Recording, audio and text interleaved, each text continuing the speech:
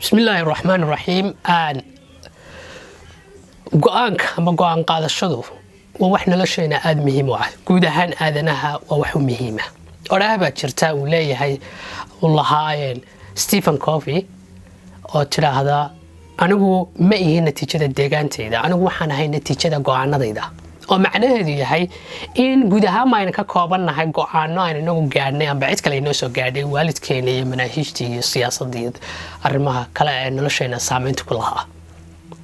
marka sidaas ayay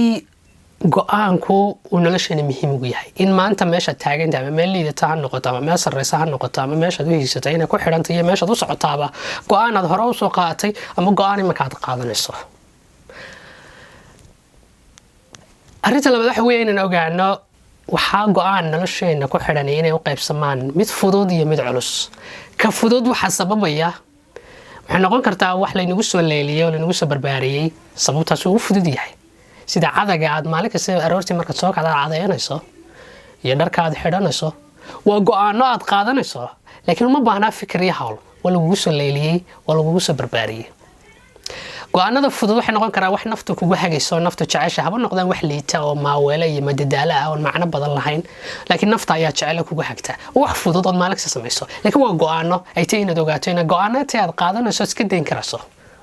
go'aanka qaybta labaad waxa weeyaan go'aano culus go'aanada culus waxay noqon karaan waxay tahay inaad iska deyso oo aan ku wanaagsaneyn ama balwada ama dhaqan liita ha noqdo iyo waxay tahay inaad samayso la timaado sida akhris quraan waxbarasho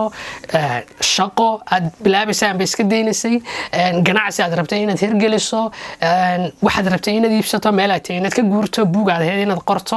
wax badan oo wanaagsan oo ku fikirayso oo ku hamiyeyso oo tahay inaad samayso laakiin aad in badan oo ku fikiraysay amba aad rabtay uun ay noqon karaa laakiin aad u malaynayso inuu kugu culus yahay ama aad samayn kara laadi marar badanna laga yaabo inaad isku dayday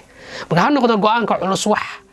aad iska deynayso ku wanaagsan ama ha noqdo waxay tahay inaad bilowdee go'aanka qaybta labaad waxa weeyaan mid culus oo inagu adag awood ahaan inagu maadka laakiin nafsi ahaan ayuu inagu adagay